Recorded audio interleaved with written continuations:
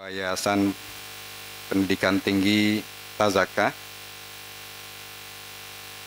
yang terhormat Ketua FPAG, para narasumber. Di sini ada Kiai Hadianto dan Al-Ustadz Syahrudin, serta Bapak Ibu pimpinan Pondok Modern yang hadir kali ini, utusan Pondok Modern, serta peserta yang dari lembaga lain. Innal hamdalillah nahmadu wa nasta'inu wa nastaghfiruh wa na'udzu billahi min syururi anfusina wa min sayyiati a'malina, man yahdihillahu fala mudhillalah wa man yudhlil fala hadiyalah. Asyhadu an la ilaha illallah wa asyhadu anna Muhammadan abduhu wa rasuluh. Rabbi shrah li sadri wa yassir li amri wahlul 'uqdatam min lisani yafqahu qawli. Raditu billahi rabbil islami. Jadi penyelenggaraan CIS, ya, coaching dan inkubasi zakat, infak, sedekah dan wakaf, ini sudah dilakukan berlangsung sudah lama di Tazaka ini, bermula dari 2017. Nah, kemudian mulai tahun lalu FPAG numpang menggandeng coaching yang sudah berjalan di Tazaka dan dibarengi dengan sertifikasi BNSP. Kenapa kita barengkan dengan sertifikasi? Karena sertifikasi ini menjadi syarat ketika kita mau mengajukan izin pendirian lembaga zakat maupun lembaga wakaf yang kita canangkan di pesantren kita masing-masing. Alhamdulillah, sampai hari ini kami FPAG, tim dari Ziswaf FPAG, sedang mendampingi 2 pesantren. Satu Trubus Iman di Kaltim, ini sudah hampir final, dokumennya sudah diupload semuanya, tinggal nanti kita ngetok pintu ke BWI, Badan Wakaf Indonesia. Insya Allah besok hari Ahad datang ke sini, nanti kita sampaikan. Yang kedua Alimtinan, ini progresnya sudah 70%. Jadi dokumennya sedang apa saja, nah, sudah diupload, sudah 70%, sudah disesuaikan dengan keinginan daripada syarat yang telah ditentukan oleh BWI. Jadi Bapak Ibu semuanya, dengan adanya pelatihan ini harapannya nanti Bapak Ibu semuanya mendirikan lembaga wakaf paling tidak yang pertama. Kenapa kami sarankan untuk wakaf? Karena itu relatif lebih mudah. Nah, nanti ya kami dampingi dari jauh. Kalau kami tidak bisa datang ke pesantren Bapak Ibu semuanya, kami dampingi dari jauh, seperti yang sedang kami lakukan dengan Trubus Iman dan Limtinan. Insya Allah bisa. Ya. Nanti juga ada sesi khusus berkaitan dengan bagaimana mendirikan lembaga zakat maupun wakaf yang diperlukan untuk mengakselerasi pesantren Bapak Ibu semuanya. Saya kemarin minggu lalu saya ke Banyuwangi, pesantrennya ini beberapa kali belajar ke Tazaka. Ini pesantren bukan pesantren modern, tapi di sana melaksanakan Ziswaf. Alhamdulillah pesantrennya maju. Modelnya memang kawan-kawan NU yang aktif di sana, tapi mengadopsi Ziswaf yang ada di sini, alhamdulillah maju. Dari 1 hektar sekarang sudah hampir 4 hektar di Banyuwangi Muncar. Begitu juga ada di wilayah Genteng juga, kebetulan angkatan kami. Begitu juga Ziswaf yang sudah kita salurkan, artinya pengetahuannya tentang lembaga Ziswaf di sana juga sudah maju. Ya, menopang. Saya tanya apakah sudah punya lembaga resmi? Belum. Tapi terus terang zakat dan wakaf ini menopang dalam perjalanan pesantren yang kami rintis. Nah, di Genteng Banyuwangi itu santrinya sekarang sudah 500 dan zakat infaknya itu berjalan terus setiap bulan dan itu luar biasa. Nah, ini saya kira ketimbang ya pesantren kita sudah menjalankan zakat dan wakaf tapi belum resmi, lebih baik kita resmikan biar sekalian lebih luas jangkauannya. Nah, ini harapan kami dari divisi Ziswaf di FPAG ini, pesantren Bapak Ibu semuanya nanti sekembalinya dari sini itu memiliki lembaga lembaga Ziswaf yang nanti pendiriannya tentu akan kita dampingi. Jangan khawatir, akan kita dampingi. File-filenya kita akan share semuanya sehingga bisa di copy paste. Begitu juga programnya yang realistis nanti bisa di copy paste sehingga bisa di-upload. Nah, kemudian nanti kami yang akan mengetok pintu BWI kalau sudah lengkap. Ini kita akan sampaikan ke BWI kayak seperti punya Trubus Iman ini, nanti kita ketuk pintunya besok hari Ahad. Beliau akan ke sini, ya komisioner BWI akan ke sini, kita akan sampaikan bahwa Trubus Iman sudah siap untuk diverifikasi sehingga bisa turun izinnya. Itu diantaranya. Ya, insya Allah yang di sini siap semuanya. Nanti tinggal kita laksanakan bagaimana ini. Saya kira mungkin sudah dikasih tahu dari panitia untuk membawa akta yayasan yang kemarin mungkin sudah ada memberitahuan itu atau belum? Saya kira nanti kalau belum ya nanti kita dampingi setelah ini. Jadi Ziswaf ini nanti akan dipaparkan lebih banyak oleh Kiai Anang dan Kiai Hadianto bagaimana peran pentingnya di pesantren. Mungkin itu yang bisa dapat kami sampaikan mewakili Ketua Divisi Ziswaf. Mari kita awali ya coaching dan inkubasi Ziswaf ini dengan sama-sama baca Al-Basmalah. Bismillahirrahmanirrahim. Demikian, kurang lebihnya mohon maaf. Astaghfirullahaladzim. Wassalamualaikum warahmatullahi wabarakatuh.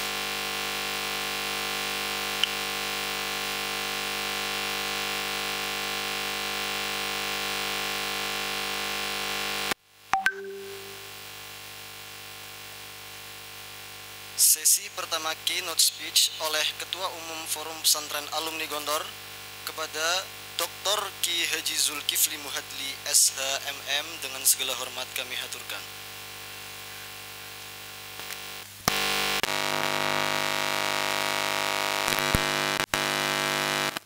Assalamualaikum warahmatullahi wabarakatuh. Alhamdulillahi hamdan katsiran tayyiban mubarakan fi. Salatu wassalamu ala Rasulillah Muhammad ibn Abdullah Mustafa wa ala alihi wa sahbihi ajma'in. Ma ba'd. Yang terhormat Al-Mukarram pimpinan-pimpinan Pondok Modern Tazakka Batang, Jawa Tengah, dan kawan-kawan semua Departemen Ziswaf FPAG dan peserta yang saya cintai. Alhamdulillah, kita bersyukur kehadirat Allah Subhanahu wa taala pada pagi ini, bukti bahwa kita terus bergerak, berjalan, menelusur, menjalani, melewati jalan-jalan yang sudah diberikan Allah kepada kita. Terima kasih kepada Pondok Pesantren Tazakka yang untuk kesekian kalinya mengadakan pelatihan ini, dan seperti yang dikatakan oleh Departemen Ziswaf FPAG tadi, FPAG-nya yang nebeng ini nebeng ke Tazakka. Alhamdulillah, memang nebeng itu bagian dari kolaborasi, jadi tidak salah juga.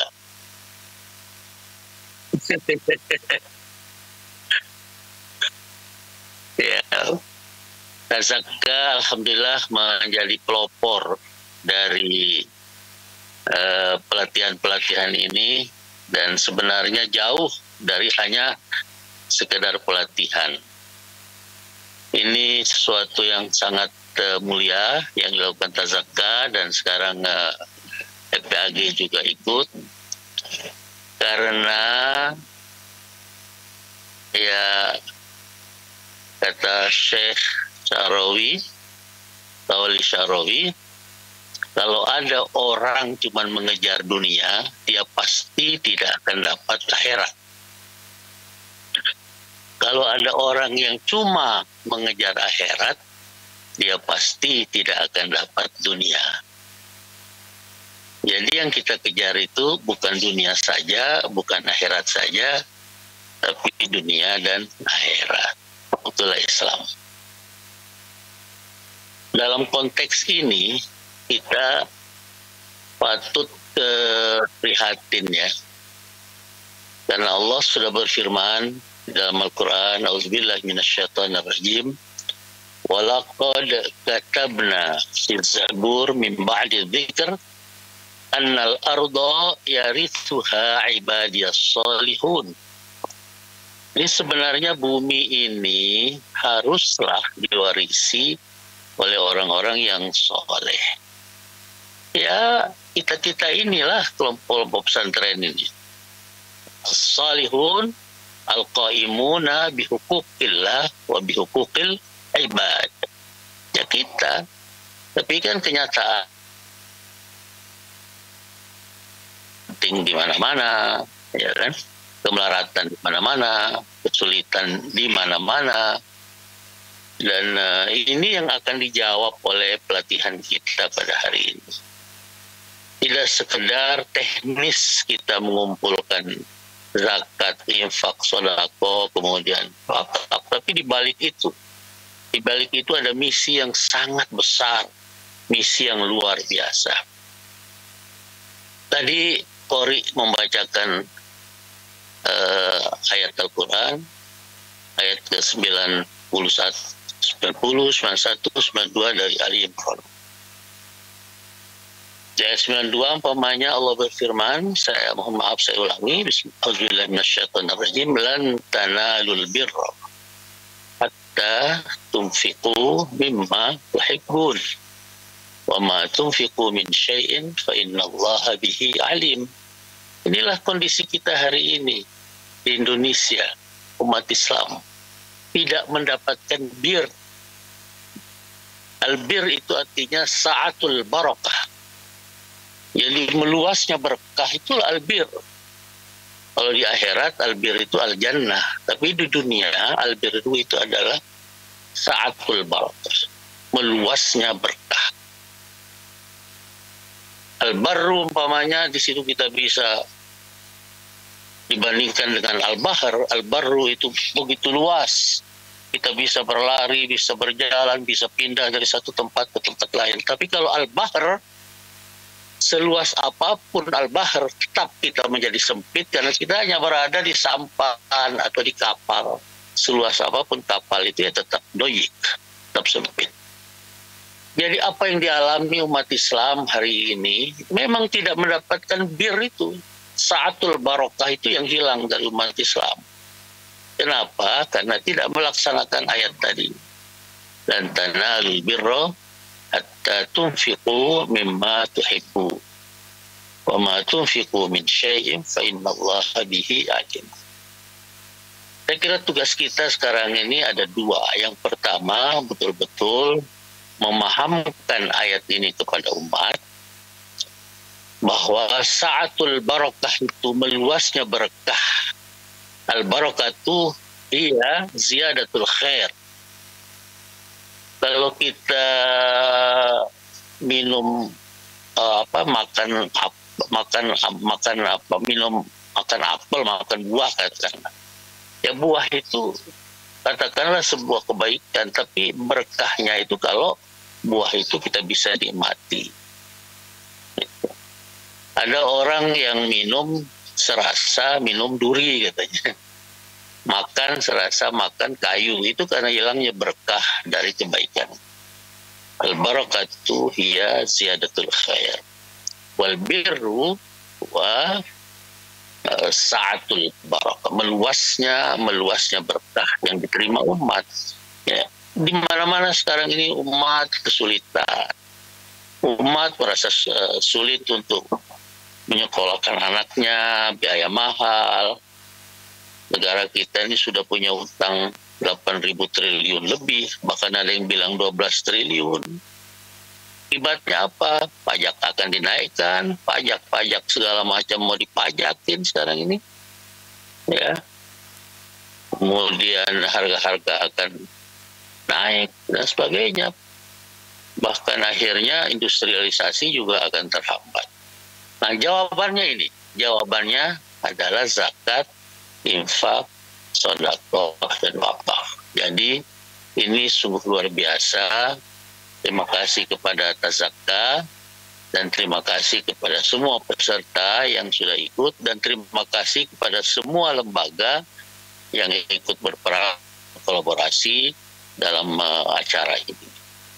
Bapak-bapak dan saudara-saudara sekalian, mudah-mudahan semua ini benar-benar berkah, diberkahi oleh Allah Subhanahu wa taala, bermanfaat bagi pesantren kita masing-masing dan bermanfaat bagi umat. Jadi siswa ini untuk pesantren dan pesantren untuk umat. Pesantren untuk pesantren, pesantren untuk umat. Ini kewajiban kita semua.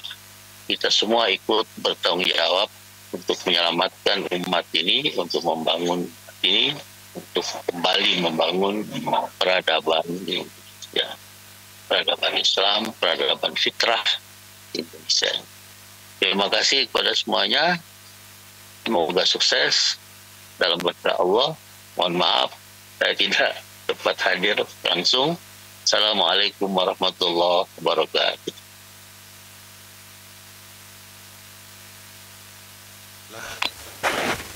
Wa asyhadu anna Muhammadan abduhu wa rasuluhu la nabiyya ba'dah. Amma ba'du. Pak Kiai Hadianto Arif yang kita hormati bersama, Pak Sultoni, ada Pak Syarudin, ada Pak Wahid Sulaiman, Pak Bisri, Pak Teguh, dan semua yang hadir, yang mohon maaf tidak bisa saya sebutkan satu persatu, para kiai, para asatid, para pimpinan pesantren. Sebelum ke topik, saya ingin sampaikan bahwa acara seperti ini sudah ke-6 kali, dan kali ini disambung 6 dan 7.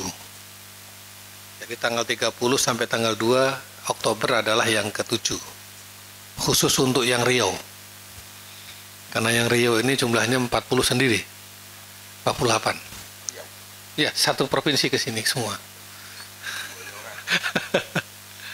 Itu gara-gara diprovokasi sama Pak Subhi, sama Pak Sultoni itu. Ya.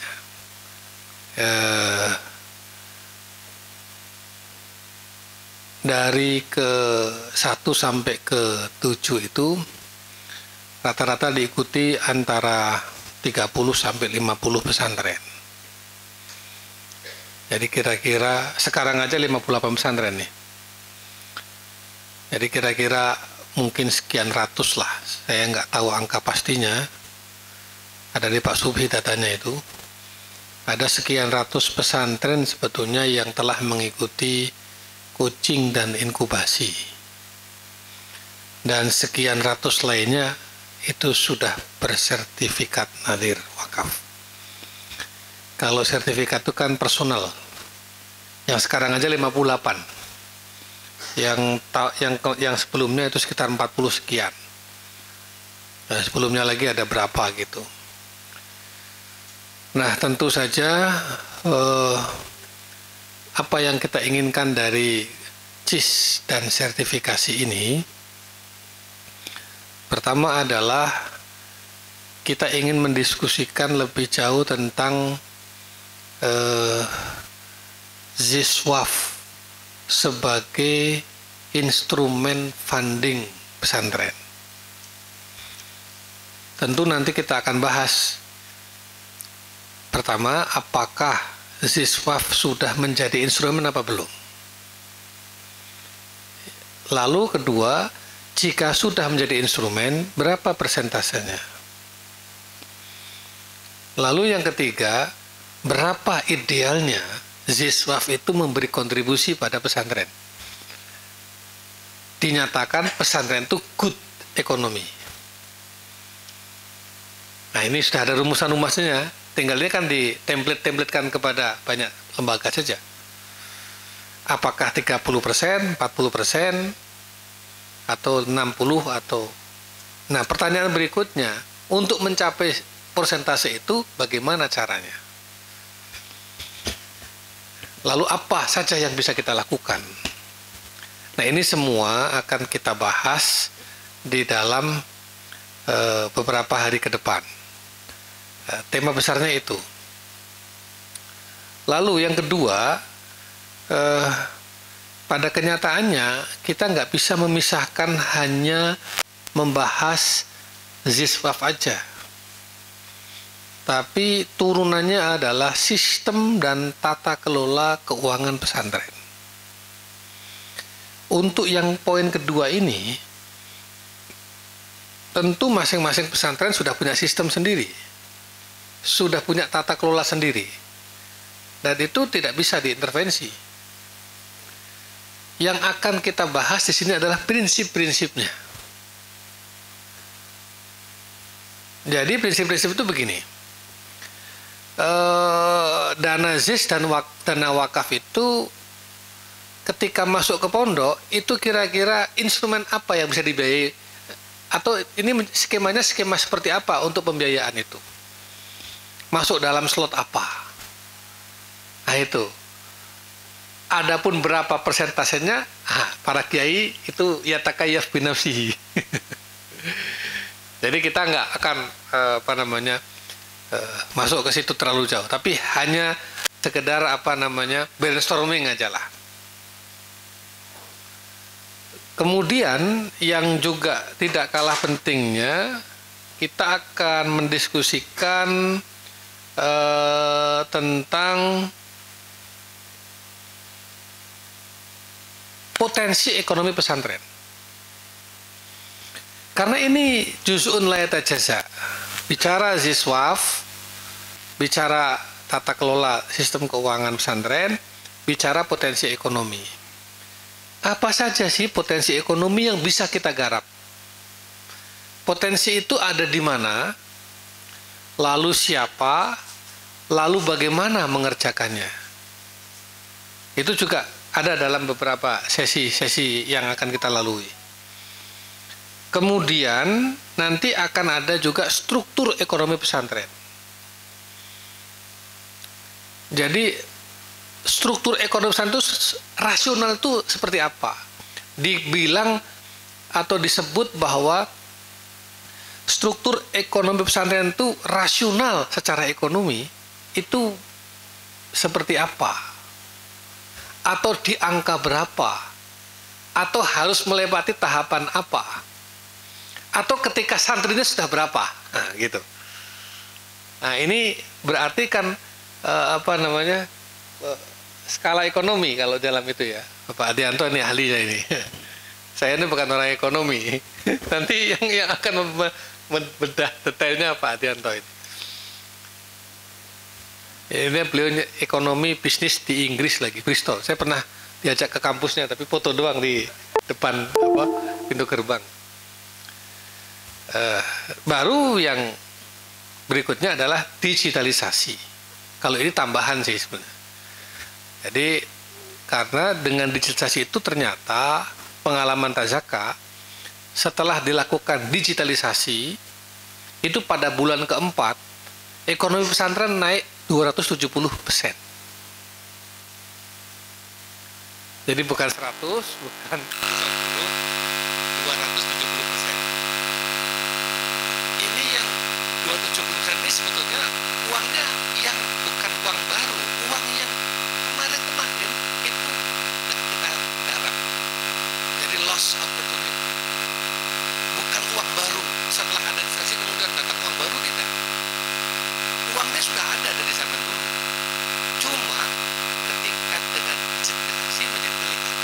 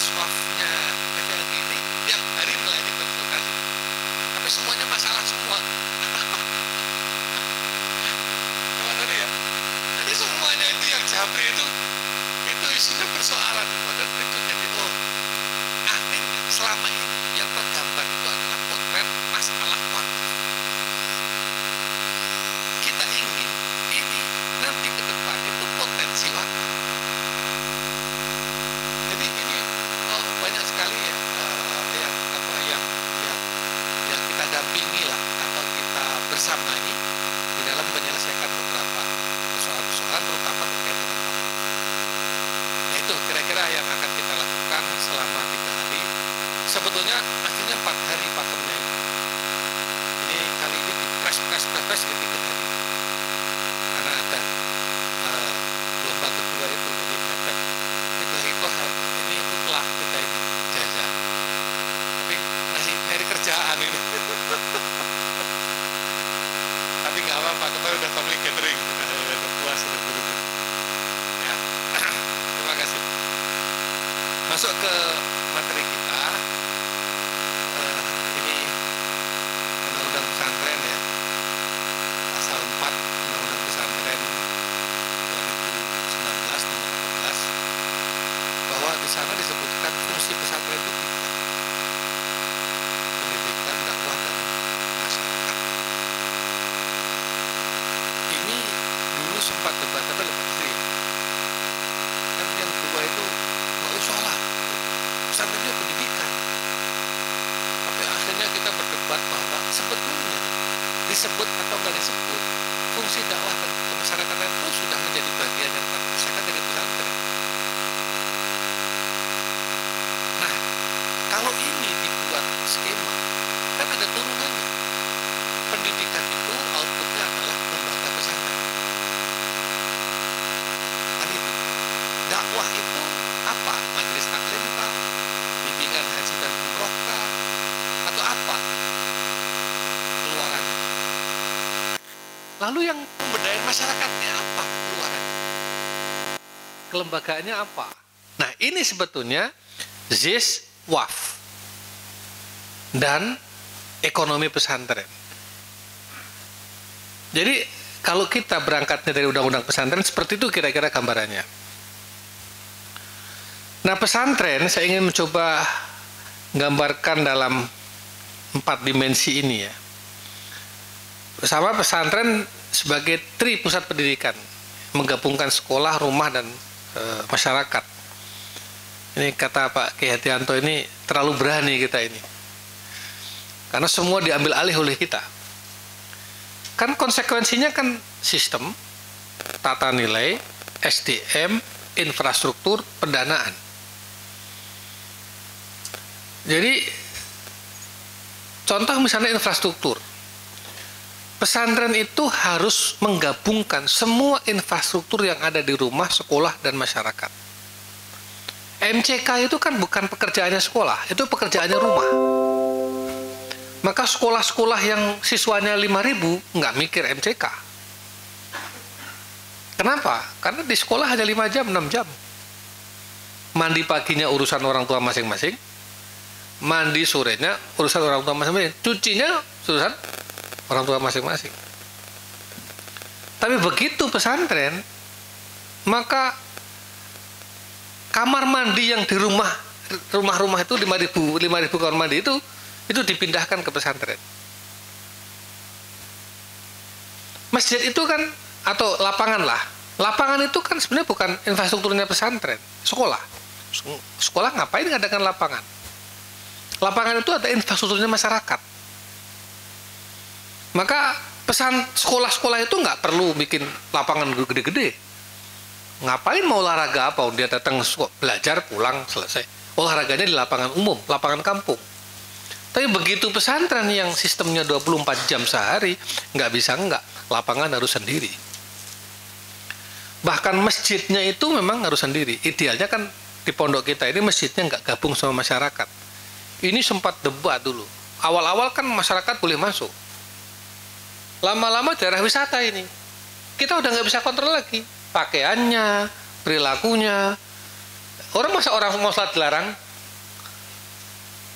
Tapi santrinya nanti kumpulnya banyak di masjid nanti. Akhirnya nggak ada di lapangan, nggak ada, di kelas nggak ada kan.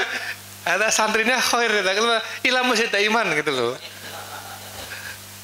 Nah, itu doror itu.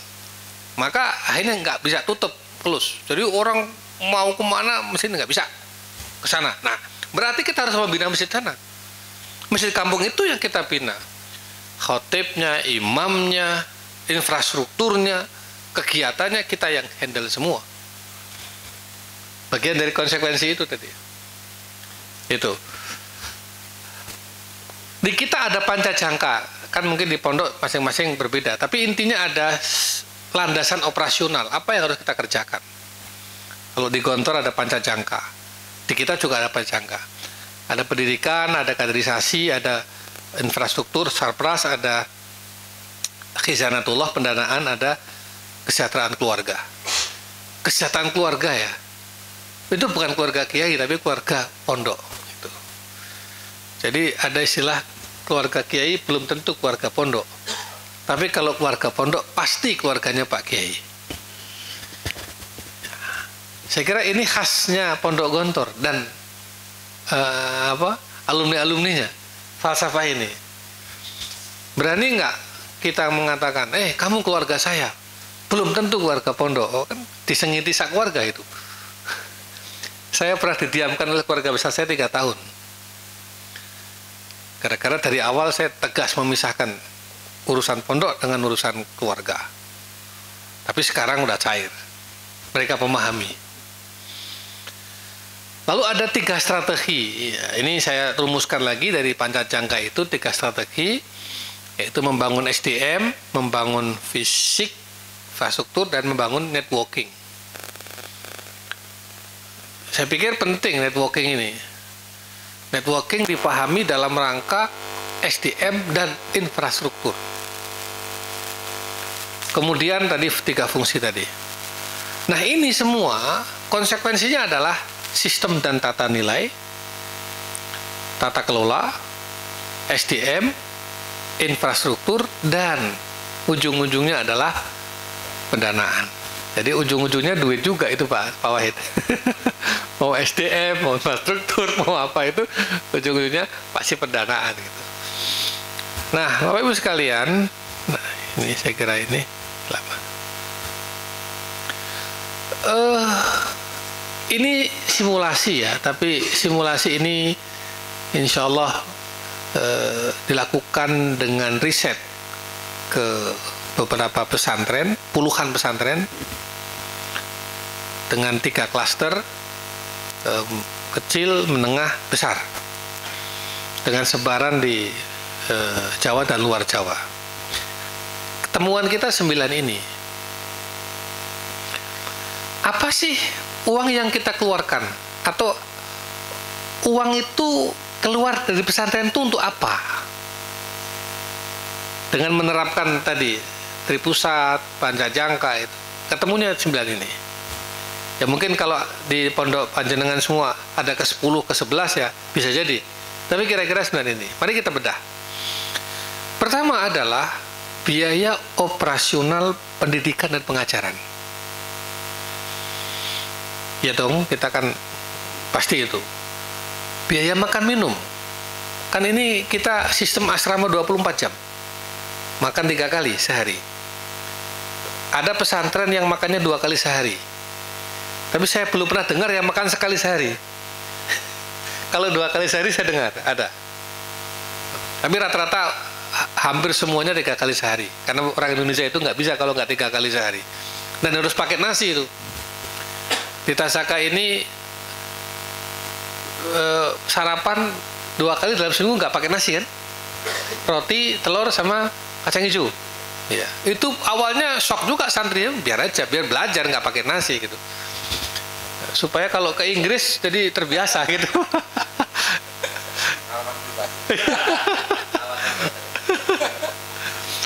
Sebetulnya nilai sarapannya lebih mahal daripada yang pakai nasi dan lauk. Tapi nggak apa-apa, ini bagian dari ya variasi juga gitu. Ada biaya operasional rutin, harian, mingguan, bulanan, tahunan. Ya listrik, internet, air dan lain sebagainya. Terus kemudian sarana prasarana, mulai dari tanahnya, bangunannya, dan lain sebagainya. Jadi sebetulnya pesantren itu tuan tanah itu. Jadi ya Cina itu. Jadi kerjaan kita ini akhirnya kayak beli tanah terus gitu. Kok nggak rampung-rampung? Saya udah mau rampung, Pak Teguh godain lagi. Tanah sana mau dijual lagi ya. Akhirnya lama-lama, memang saya tanya ke Darun Najah juga, Darun Najah aja sampai sekarang nggak berhenti beli tanah gitu. Jadi itu yang membuat saya optimis gitu. Wah, berarti Darun Najah aja nggak berhenti. Gontor juga gitu. Dapat Gontor, kalau Gontor dapat terus, dapat gitu. Darunnya juga gitu. Kopdar sama rektor, nanti lalu 2 kali 3 kali MOU masuk anak kita ke kedokteran, kan gitu. Kopdar lagi apa dengan rektor mana lagi, kemudian dengan itu sebetulnya penting gitu. Tapi kan itu ada biaya. Dari mana kita jalan-jalan itu kalau nggak dari biaya slot itu? Kalau nggak jalan-jalan, kita nggak punya networking. Networking itu difahami bukan cuma ekonomi ya, networking untuk pendidikan, ke sosial kemasyarakatan, networking untuk ekonomi, networking untuk infrastruktur dan lain sebagainya. Networking dalam arti yang luas. Apalagi kalau kita bicara lembaga siswa, fundraising itu kan pasti networking. Nggak mungkin fundraising tanpa networking. Kecil-kecil dapatnya nanti kita. Kemudian pembinaan masyarakat tadi, pasal 4 tadi, sekaligus ini juga bagian dari kerjaan pesantren yang sudah ada. Jadi kita ini kan nggak mungkin nggak bermasyarakat gitu. Kalau bahasanya Kiai Sukri itu pager mangkok. Jadi seberapa mangkok yang kita sebar, ya seberapa itu kekuatan pesantren secara sosial di lingkungan sekitar. Kemudian pengembangan kelembagaan. Nah, kayak Darun Najah ini kan dari SD, TK malah PAUD ya, sampai perguruan tinggi. Itu kan pengembangan kelembagaan. Kemudian bikin 2, 3, 4, 5, 6 sampai 20 kan pengembangan kelembagaan. Jadi horizontal atau vertikal. Horizontal itu berarti dia cabang-cabang, vertikal itu berarti dia perguruan tinggi, ke bawah, ke SD, MI dan seterusnya. Ini butuh juga pendanaan. Jadi besar kecilnya masing-masing berbeda, dan tentu prioritasnya juga berbeda-beda. Masing-masing besarnya kan saya akan ini dulu, nomor 5 dulu prioritas, nomor 6 dulu, nomor 3 dulu, nomor 2 dulu. Tapi intinya ini semua insya Allah ada dalam pesantren kita semua. Hanya di mana prioritasnya dan berapa besarannya itu jelas tidak mungkin sama. Pertanyaannya adalah berapa uang masuknya? Ini pintu keluarnya 9. Pintu masuknya kira-kira berapa? Kalau pintu masuknya hanya 1, SPP dan uang makan santri, berat. Itu. Nah, kami menawarkan, ini juga riset kita, ada 6 pintu masuk itu. Instrumen fundingnya ada 6. Pertama adalah swadana santri. Berapapun kan masing-masing berbeda. Lalu ada wakaf, ada ZIS. Ini saya bedakan, ZIS dengan wakaf kita bedakan. Kemudian ada dari ekonomi pesantren melalui usaha. Lalu ada hibah. Hibah ini bisa government atau non government. Lalu ada pinjaman. Saya yakin semuanya ini gorimin semua ini pesantren ini. Darun Najah aja gak gorimin. Waduh. Kita tuh nggak bisa lepas dari minjam. Kenapa? Lagi ini oke semua, tiba-tiba tanah sana mau dijual. Mintanya minggu ini juga harus dibayar. Ya udah, paling kita ke Pak Teguh gimana ini? Ya oke. Nah, gitu. Nah, tetapi sebetulnya pinjaman itu pada akhirnya kita bisa geser menjadi wakaf uang berjangka. Tapi is okay, masih ada yang menggunakan skema pinjaman atau ada yang mau mencoba menggeser. Hakikatnya hua-hua, hanya beda di akad sama wakaf uang berjangka itu lebih humanis untuk pesantren gitu. Kalau pinjaman itu kan bayar bunga terus. Nah, pengalaman kita wakaf uang berjangka alhamdulillah. Nah, 1, sekian miliar wakaf berjangka kan 0%. Many to one. Nanti ada skema-skemanya seperti apa. Kemarin berapa wakaf uang berjangka Tasko yang terakhir? 400. tambahan kerja. Selesai dalam sekian bulan, 4 bulan, 5 bulan, 6 bulan. Saya bilang jangan minta pondok, cari skema. Dia kolaborasi dengan siswa. Gitu. Kemudian, Bapak sekalian, kalau 6 instrumen funding tadi dipadukan dengan 9 cost structure, saya punya kesimpulan begini. Ternyata yang bisa dibiayai dengan uang santri itu paling banter hanya 3 komponen. Uang santri itu hanya bisa dipakai untuk 3 hal. Untuk operasional pendidikan pengajaran, biaya makan minum, dan operasional rutin. Itu aja kadang-kadang karena tunggakan kita tekor. Jadi mengharapkan uang santri untuk membangun infrastruktur itu mustahil. Maka infrastruktur itu harus dibangun dengan wakaf. Kalau ingin ada percepatan. Kalau nggak ada instrumen wakaf untuk bangun infrastruktur, itu pilihannya cuma 2. Tidak berkembang atau pondoknya high cost. Jadi nanti uang pangkalnya 50 juta gitu. Lalu daftar uangnya 10 juta. Nah, itu santrinya 1000, selesai sudah. Langsung bangun 1 gedung tiap tahun. Iya kan? Jadi kalau sudah masuk ke infrastruktur, mesti harus wakaf yang masuk. Kemudian kesejahteraan guru. Kesejahteraan guru, hitungan kita juga hampir tidak mungkin menggunakan uang santri, kecuali uang santrinya tinggi. Kalau kita masih berpegang pada pendidikan kerakyatan, dan itu adalah jati diri pesantren. Pesantren itu kan mau berkualitas tapi ekonomis kan gitu. Jadi high impact, high quality, low cost, low price. Maunya orang kita kan gitu, kalau belanja harganya murah tapi yang bagus ya. Ini persoalannya kan masih ada subsidi. Siapa yang mensubsidi itu? Nah, uang santri itu ternyata udah nggak bisa lagi masuk ke guru menjadi bagian kesejahteraan. Kalau guru itu akan diberikan kesejahteraan pantas itu kan tidak ada ukurannya, tapi ukurannya domir. Cuma domir keikhlasan itu kan ada ukurannya pribadi masing-masing. Itu hebatnya pesantren, karena tidak ada UMR pesantren, tidak ada transaksional, tidak ada pakemnya, dan nggak protes. Memang dibuat supaya nggak protes. Kan gitu, ya kan? Jadi ini sulit loh, ini paling sulit. Saya merasakan ini pekerjaan yang memakan waktu lama. Diskusinya dengan Pak Bisri itu lama, dengan Nizar, pimpinan. Bagaimana nilai-nilai keikhlasan itu tidak boleh hilang, bahkan semakin menancap. Tetapi, dan tidak boleh ada transaksional.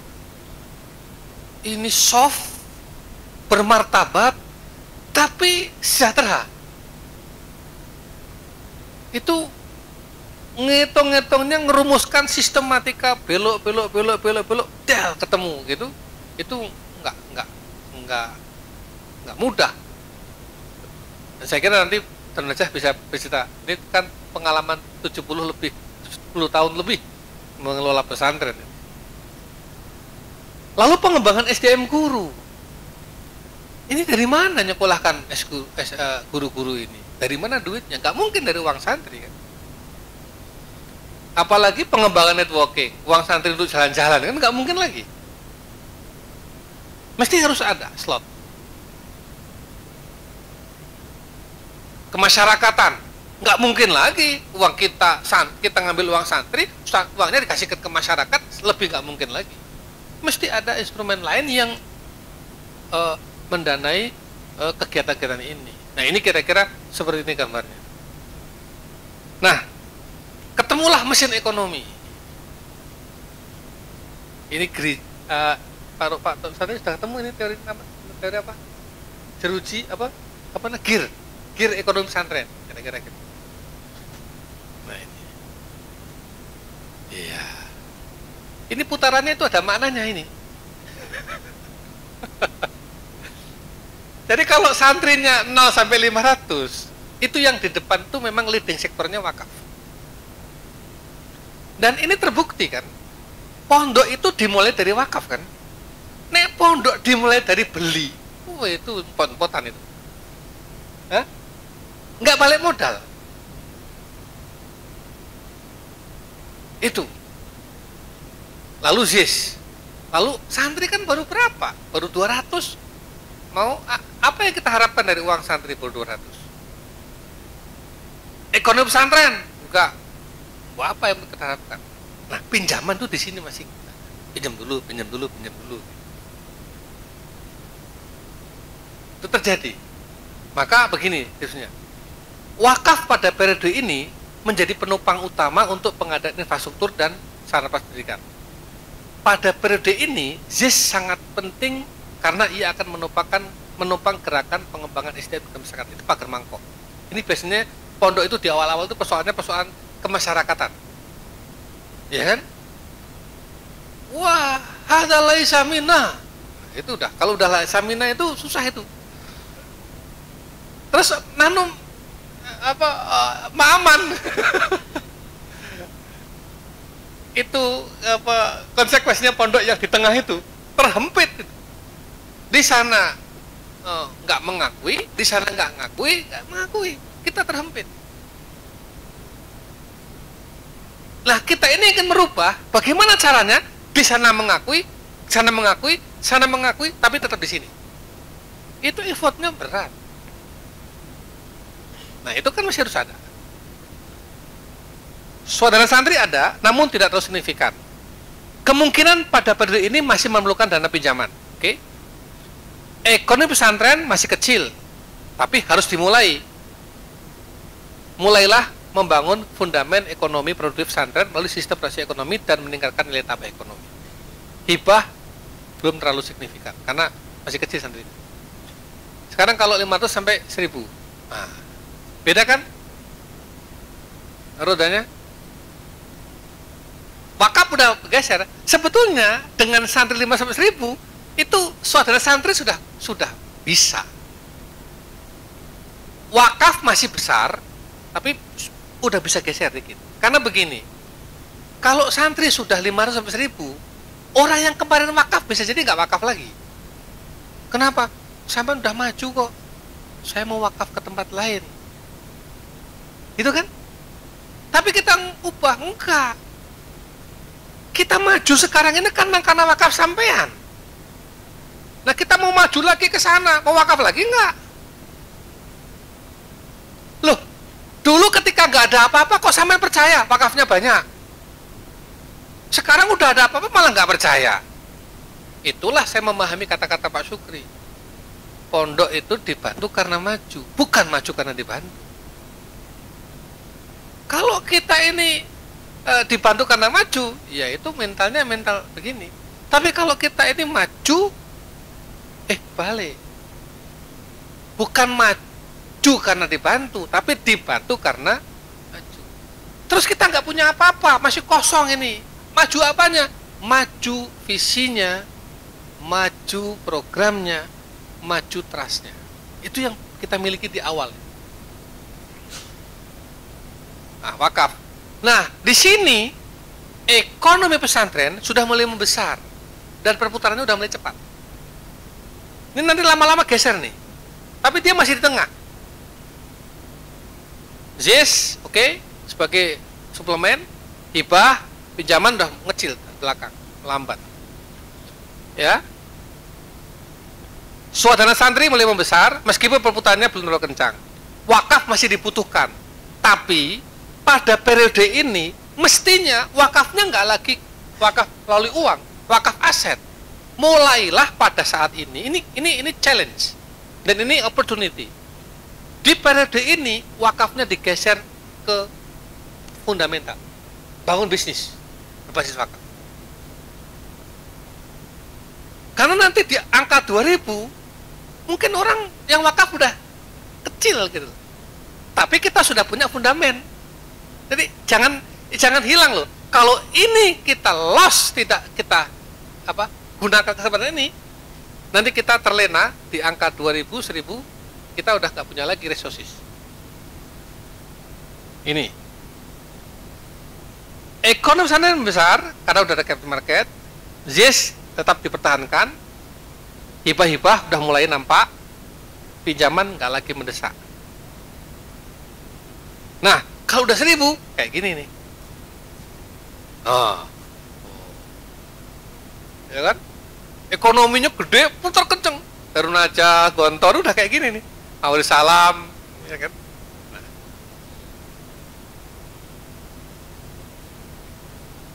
Ekonomi pesantren menjadi captive market dan menjadi penopang perekonomian pesantren. Swadaya santri itu menjadi captive ekonomi sendiri. Gerakan wakaf uang dari santri ya tetap perlu, ya. Cuma tidak effortnya nggak seperti yang lalu. Ini udah jalan lah itu. ZIS tetap dipertahankan, hibah-hibah juga sudah mulai ada dampaknya. Jadi begini, ibarat pesawat terbang itu. Pesawat terbang itu kalau mau take off, itu turbin kanan kirinya ZIS-WAF dulu. Kenceng dulu.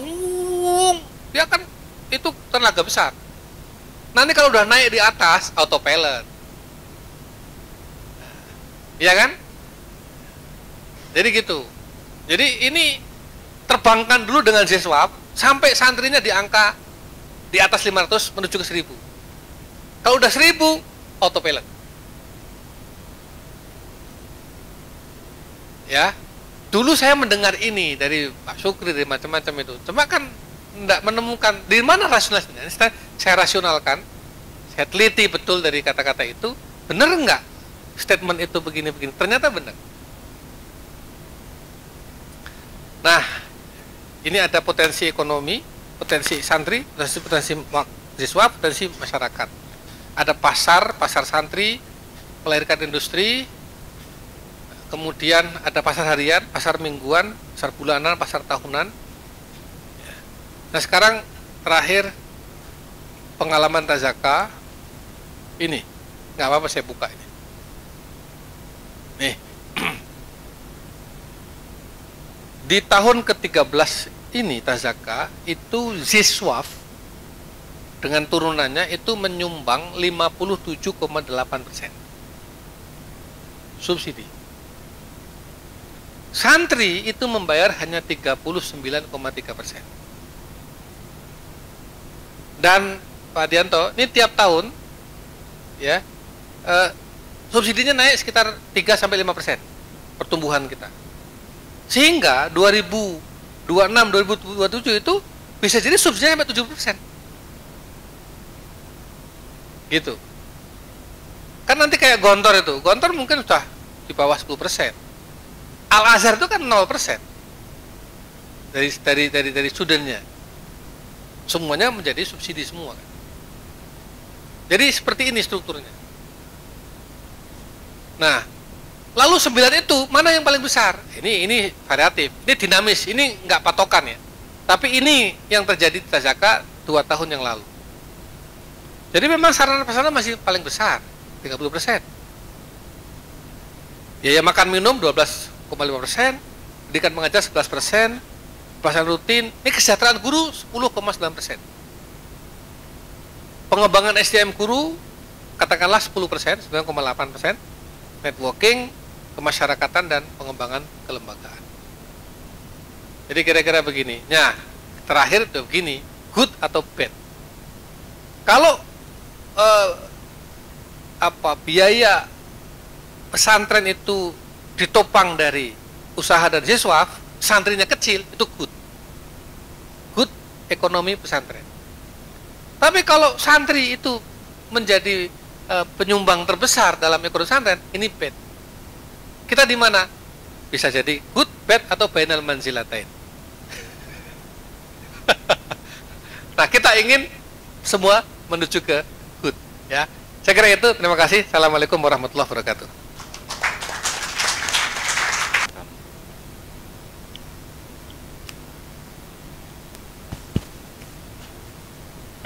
Bismillahirrahmanirrahim. Assalamualaikum warahmatullahi wabarakatuh. Alhamdulillah wa syukurillah wa la hawla wa la quwata illa billah. Asyhadu an la ilaha illallah wa asyhadu anna Muhammadan abduhu wa rasuluh. Rabbi shrah li sadri wa yassir li amri wahlul 'uqdatam min lisani yafqahu qawli, amma ba'du. Yang sama-sama kita hormati ada sahabat saya sejak di Gontor dulu, sama-sama Saik Ma'had. Jadi kita sama-sama profesinya dulu Saik Ma'had di Gontor. Ini angkatan 96 semua ya? Oh iya, ini.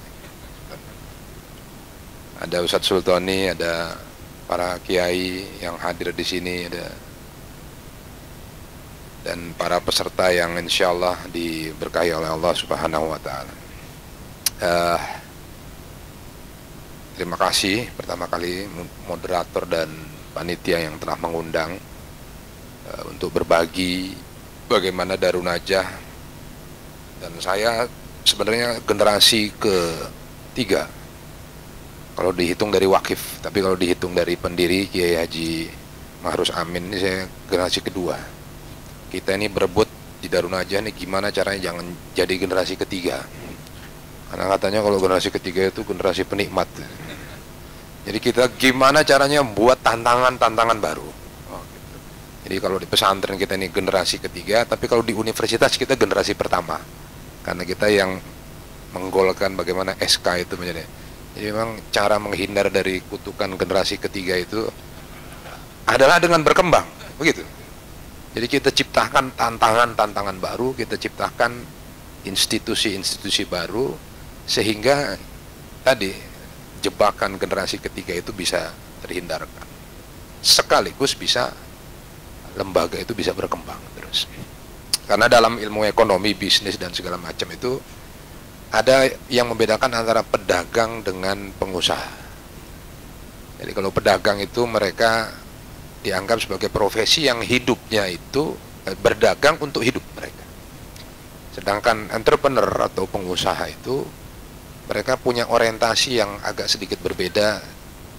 Tidak sekedar berdagang menghasilkan uang, tapi ada yang disebut dengan growth, pertumbuhan.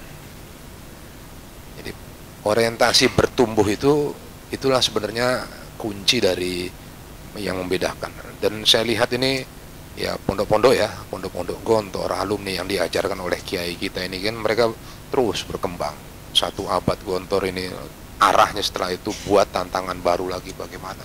Dan saya rasa ini tantangan terbesar kita itu tadi bagaimana menjaga keberlangsungan lembaga kita. Tadi Kiai Anang sudah ngasih gambaran tuh dari 0 sampai 1000 tuh bagaimana tantangannya. Nah, Darun Najah ini kebetulan karena saya sekarang di Darun Najah Pusat, tantangannya tadi tidak lagi memikirkan masalah, tapi memikirkan potensi. Karena ada kata-katanya, kalau nggak salah ini Michael Porter ya. Jadi orang terbaik dalam sebuah lembaga itu jangan sampai memikirkan hanya sekedar masalah. Jadi orang terbaik itu harus diletakkan untuk memikirkan potensi. Kalau ini pengasuh pesantren semua nih, pesantren semua. Yang punya pengasuhan santri kan, pusing apa enggak pengasuhan santri? Pusing. Kalau udah masalah, ada yang bullying gitu ya, itu stres berjamaah biasanya. Darun Najah tuh pernah berapa tahun lalu gitu, sebelum saya ke pusat, ada yang yaktul nafsahu gitu. Loncat dari atas, meskipun masalahnya bukan di sini, karena masalahnya di rumah gitu. Jadi masalah di rumah dibawa ke pondok, nah, itu dia sampai loncat dari lantai 4. Itu stres berjamaah. Jadi punya kecenderungan itu kalau kita tidak hati-hati ininya, akhirnya kita stres berjamaah. Nah, ketika stres berjamaah, apa yang terjadi? Tadi kita tidak memikirkan lagi pertumbuhan. Maka melokalisir masalah itu sebagai salah satu strategi Darun Najah agar gimana caranya jangan sampai orang-orang terbaik gitu itu habis ngurusin. Saya punya adik namanya Zakianto. Dulu dia julukannya tadi pemadam kebakaran. Jadi kalau ada masalah itu dia yang turun, ada masalah turun, ada yang ini urusan polisi turun. Pokoknya sobirin lah sampai diangkat jadi dokter itu kan. Dokter sama Pak Amal itu jadi dokter itu. Sobirin jadi profesor, dia jadi dokter sama ini sama mertuanya. Karena ngurusin Gontor waktu kemarin kasus yang besar itu. Saya bilang, Ki, mau sampai kapan ente jadi jadi pemadam kebakaran? Kenapa? Karena ente itu nanti nggak akan menghasilkan sesuatu. Sekarang berubah, saya geser, ente jangan mikirin masalah lagi, ente mikirkan potensi.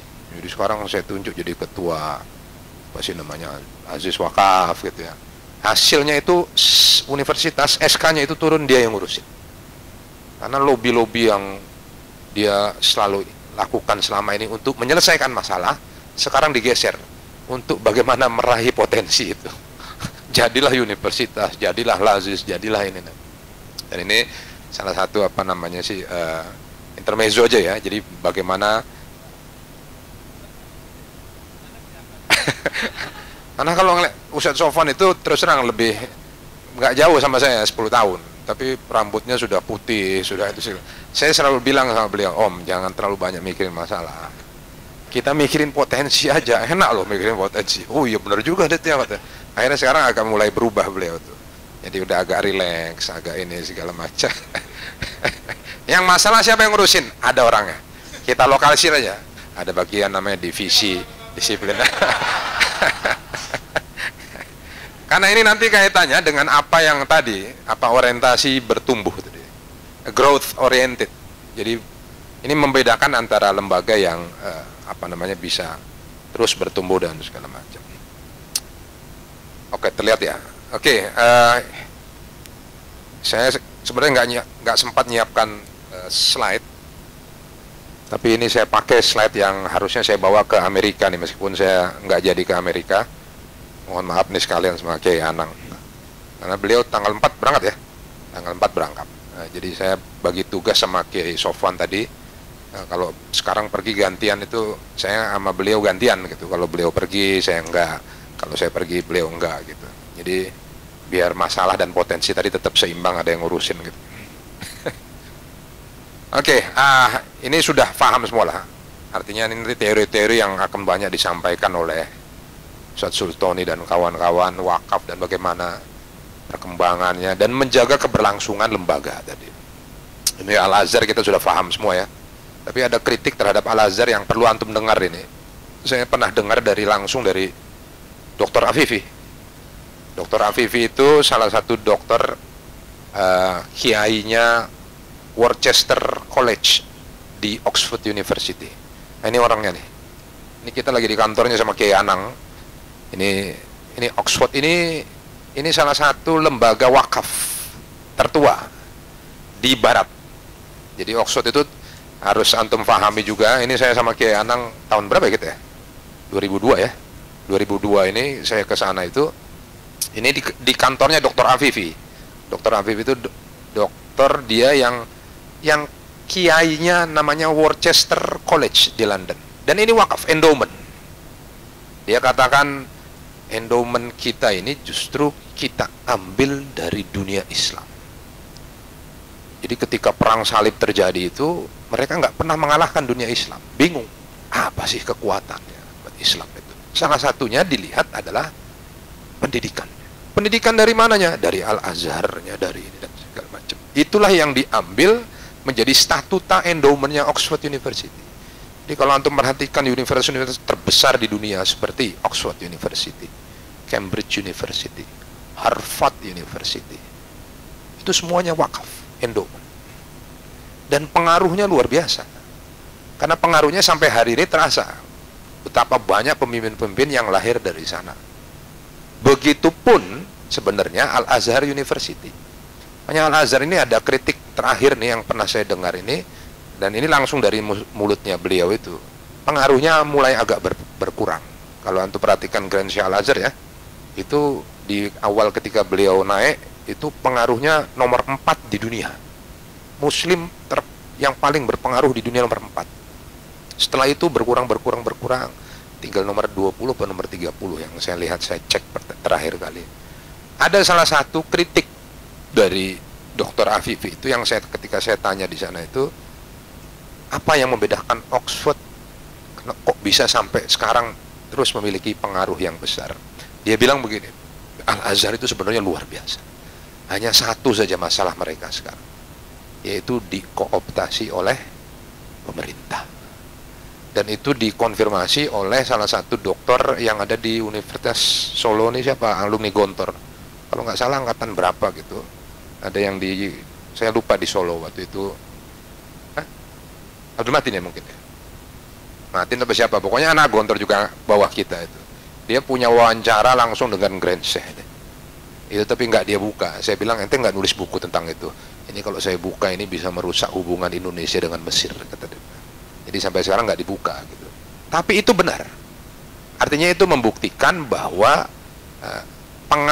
pengambil alihan Al-Azhar oleh negara itu menghambat kemajuan tadi, sehingga lebih birokratis ya mungkin lebih tidak independen karena bergantung, atau mungkin resource-nya banyak yang dipakai oleh negara sehingga tidak bisa berkembang seperti seharusnya mereka berkembang. Dan itu menjadi salah satu artinya pelajaran untuk kita ini sedang memasuki era-era kan universitas pesantren ini sudah mulai masuk undang-undang pesantren. Kita memiliki mungkin nanti ya, saya membayangkan nanti politik anggaran ini akan kita kejar sehingga nanti mungkin bisa jadi nanti dana abadi akan ada. Yang saya takutkan justru nanti pondok-pondok pesantren ini karena sudah disubsidi oleh pemerintah, akhirnya independensinya hilang dan semacam. Dan itu menjadi salah satu maka politiknya undang-undang pesantren itu sebenarnya afirmasi tanpa intervensi gitu kan ya Nang ya. Jadi kita minta diafirmasi, tapi kalian nggak boleh intervensi. Ini semangat besar yang ada di undang-undang pesantren yang tidak boleh hilang. Itulah kenapa kayak terakhir kemarin kita kumpul dengan Kiai Tata dan kawan-kawan di sini kalau nggak salah ya, di atas itu salah satu yang kita sorot adalah bagaimana agar pesantren ini tidak sampai diintervensi secara kurikulum, secara ini dan segala macam. Maka ini beberapa pembelajaran wakaf ini, dan ini sudah lazim ya, dan ini menjadi salah satu kekhasan pondok pesantren terutama pondok pesantren modern yang punya kekhasan dengan wakaf dan segala macam. Ini menjadi salah satu sumber kemandirian yang ada di pondok pesantren, dan ini perlu kita kembangkan. Saya ingin menyampaikan apa yang ada di Darun Najah saja. Sekilas saya sampaikan, mungkin tidak terlalu mendetail, tapi bisa menjadi gambaran. Darun Najah ini alhamdulillah sudah dimulai sejak tahun 30-an sih sebenarnya, tapi dengan nama Darun Najah itu baru tahun 1961. Jadi masih muda, karena kalau dibandingkan Gontor yang sudah itu abad, kita ini anaknya Gontor yang termasuk yang paling tua lah gitu. Dulu didirikan oleh Kiai Mahrus Amin, Kiai Haji Abdul Manaf Mukhayyar, dan sekarang berkembang terus sampai 22 cabang sekarang sih, ada 1000 hektar. Dulu hanya 4 hektar awal pertama wakafnya ya, di Darun Najah itu hanya 4 hektar. Sekarang sudah 1035 kalau nggak salah itu. Ini kemarin saya sampaikan untuk ini sebenarnya buat IDB juga, ini Religious Education dan University. Oke. Nah, ini nggak perlu saya sampaikan lah, tapi ini gambaran saja bagaimana sebagai lembaga di ibu kota ya, kita memiliki keuntungan sekaligus kelemahan gitu. Keuntungannya karena kita lebih banyak akses ke lembaga, tamu-tamu negara itu lebih mudah untuk datang ke kita, termasuk kemarin yang dibantu oleh kawan-kawan dari Tazaka, Kiai Anang ini ada Grand Sheikh Al-Azhar juga. Nggak hanya itu saja, tapi juga dari barat ya, dari Tony Blair, dari Anthony Blinken datang semua ya. Pokoknya yang timur barat semuanya datang gitu. Dan kita menjadi showroom, kalau kita istilahkan mungkin itu ya, showroomnya pondok pesantren. Bukan karena yang terbaik, tapi karena yang paling aksesibel salah satunya. Itu berkahnya untuk Darun Najah itu. Jadi representatif lah gitu bahasanya begitu. Karena nggak banyak pesantren yang punya lahan seluas Darun Najah. Jadi kita sekarang ini lahannya yang di Jakarta ya terutama itu tuh 7 hektar. Jadi mungkin kalau dijadikan kota mandiri itu bisa sebenarnya, tapi artinya ini keuntungan kita sekaligus intervensi itu lebih tinggi. Maka kita ke depannya ini nanti mungkin pesantrennya itu kita geser ke samping-samping, ke pinggiran-pinggiran. Yang di pusat itu cukup nanti universitasnya saja, atau mungkin beberapa dari dari kampus-kampus, tapi yang sedikit saja, nggak terlalu banyak lah gitu. Nah, jadi tadi sudah 63 tahun ini, 22 cabang, ada 59 formal education. Ini Darun Najah termasuk jenis pesantren yang kalau kalau menurut mertuanya beliau tuh banci gitulah. Jadi Kiai Amal tuh kalau ngelihat Darun Najah itu gemes gitu, sering nanya, mana Darun Najah ini? Kalau Darun Najah belum muadalah ini saya nggak ridho, pokoknya harus. Makanya kalau urusan-urusan acara muadalah biasanya yang dikirim saya, yang mudaan. Kiai Sopan nggak mau hadir karena dia tahu pasti diomelin. Nah, di mana ini kenapa? Nah, itu efek dari apa? Efek sebenarnya dari tadi intervensi ya. Intervensi yang terlalu kuat dari kita ini di Jakarta itu kan intervensinya sangat tinggi.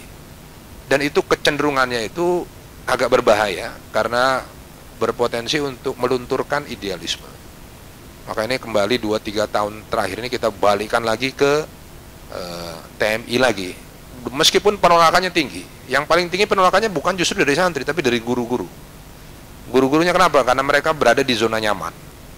Jadi ada PNS, ada sertifikasi, ada ini, ada segala macam gitu. Sementara ketika kita muadalahkan, wah itu mereka geger itu dan segala macam. Maka kita apalagi kalau kita bawa nama ini, kita akan arahkan ke Gontor, kita arahkan gitu. Resistensinya sangat tinggi. Maka memang dalam pengelolaan pondok itu harus pinter ya, harus tadarruj gitu. Maka kita bahasanya itu bukan kembali ke Gontor, tapi kembali ke Darun Najah masa awal gitu saja. Jadi memang harus ada strategi dalam bagaimana untuk ini. Ada sekarang alhamdulillah sudah 12.800 siswa di seluruh level pendidikan ya, dari PAUD dan sampai universitas.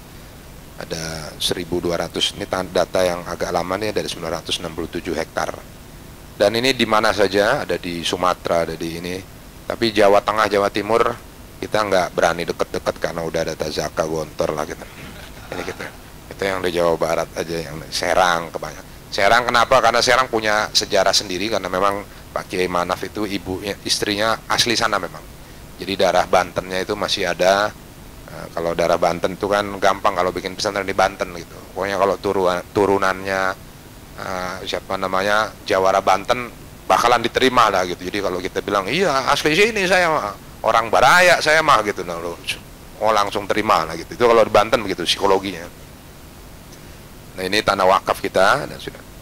Dan ini sudah panjang sekali, alhamdulillah. Ini nggak usah disebutkan ini kita blunder ini nyebutkan angka ini dulu, ini kita iya orang pajak datang besoknya seminggu kemudian. Maka ini nggak usah dicatat, nggak usah dipoto ya, total nyari foto. Karena kenapa?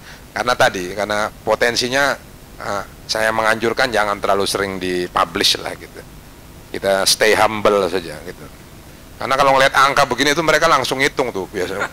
Rezim itu langsung tahu. Wah ini kita kemarin ini sebelum saya ke Tazaka ini lagi ngadepin orang pajak. Orang pajak tuh minta karyawan kenapa kok ini gajinya sekian, ini sekian, digali Pak sedemikian detail-detailnya. Sampai udahlah yang penting gimana caranya Darun Najah ini ada kontribusinya untuk pajak. Begitu sampai segitunya. Sampai apa namanya ini. Dan itu ya ini resiko pesantren di kota ya. Kalau di Tazaka saya yakin menuju ke sini aja kan udah capek mereka, udah agak jauh gitu ya. Aman lah. Maka Kiai Enang jangan sering-sering pakai pelang Tazaka di Pondok Indah gitu ya. Saya rasa itu nanti akan tercium oleh apa sih namanya, kalau asfanya. Jadi strateginya sudah benar. Jadi Kiai Enang tuh ada bendera asfanya beda lagi, ada bendera ini segala macam. Karena memang tantangannya berbeda-beda. Dan mudah-mudahan ganti rezim ini agak lunak. Oke. Model wakaf di Darun Najah. Jadi Darun Najah itu ini wakafnya sebenarnya bisa disebut sebagai kombinasi. Jadi tujuan awalnya sosial, tapi sekarang itu spektrumnya agak bergeser. Jadi tidak hanya sosial saja, tapi dikembangkan lebih kepada sebagian ini ya komersial. Dan ini mungkin perkembangan yang menarik gitu, karena apa namanya? Saya yakin pesantren-pesantren ini semua tujuannya sosial awalnya. Nah, artinya Kiai Haji Abdul Manaf dulu itu pengen bikin pesantren yang gitu. Tapi beliau tuh pinter. Kakek saya tuh mengatakannya begini, dari awal tuh sudah bilang. Jadi bikin pesantren sekolah untuk memberi kesempatan orang yang tidak mampu. Tapi beliau tidak mengatakan 100%. Beliau mengatakannya 1 dari 10. Jadi 1 dari 10 itu harus orang yang tidak mampu. Nah, itu menguncinya beliau di situ. Jadi kita bikin lembaga pendidikan 1 dari 10 itu harus dari kalangan. Jadi 10%. Maka 10% lembaga Darun Najah itu semuanya itu kita ambil dari, jadi kalau misalnya sekarang santrinya 12.800, itu berarti ada 1.280-an lah, sekitar segitu tuh. Itu yang mendapatkan beasiswa, meskipun beasiswanya ini kita samarkan, jadi kita nggak sebutkan mereka sebagai kita kelompokkan sendiri, tapi mereka kita kita beri subsidi dari apa yang diberikan oleh pondok. Dari mana subsidinya? Dari macam-macam, dari unit pendidikan, dari unit usaha, dari ini dan segala macam. Nah, ini kalau bisa digambarkan mungkin seperti ini ya. Jadi wakaf sosial itu ini spektrumnya. Spektrumnya itu ya awalnya sebagai pendidikan, sebagai sarana ibadah. Tapi sekarang ini agak bergeser dan sudah mulai masuk ke ranah-ranah yang lebih produktif gitu. Ada sektor real, nanti banyak sekali nanti yang akan saya sampaikan. Ada sektor keuangan juga sudah ada, dan kita sekarang sedang belajar lazis juga nih sama kawan-kawan dari Tazaka, dari ini segala macam, termasuk jasa-jasa pendidikan. Dan jadi spektrum perubahannya itu berjalan seiring, saya rasa itu dengan yang tadi dikatakan oleh Kiai Anang tadi, siap SDM. Jadi tantangan terbesar itu memang sumber daya manusia. Sejak dulu Darun Najah itu ya karena lembaga pendidikan, ibadah gitu kan. Ya yang banyak turun di situ adalah kebanyakan adalah SDM yang punya kapasitas untuk mengajar. Tapi untuk mengembangkan potensi itu ternyata infrastruktur SDM-nya itu berbeda lagi. Itu dulu kenapa ketika saya kuliah di Inggris itu saya dapat chevening, dapat dari beasiswa chevening dari kerajaan Inggris. Itu dia tanya, sampai bingung gitu, Pak, Darun Najah ini kan lembaga pesantren sosial, kok Bapak mengajukan beasiswa bisnis? Untuk apa gitu? Nggak nyambung dong, kata dia gitu. Itu sekretaris dubesnya nanya langsung ke kita. Jadi dia wawancara, dia tanya, why do you need this? Your pesantren, it's different. Lalu saya katakan, itulah yang kita akan rubah. Pesantren ini adalah ayam kampung, saya bilang begitu. Kami ini butuh kemandirian untuk menjaga independensi kami. Maka kami butuh ilmu yang disebut tadi, ilmu-ilmu manajerial, ilmu-ilmu bisnis, ilmu segala macam. Apalagi Darun Najah itu lahir dari semangat tijaroh tadi, saudagar. Jadi Kiai Haji Abdul Manaf itu dulu saudagar juga. Jadi apa sih namanya, pedagang, saudagar yang tadi punya visi bagaimana. Dan ini saya rasa salah satu kekuatan umat Islam yang hilang.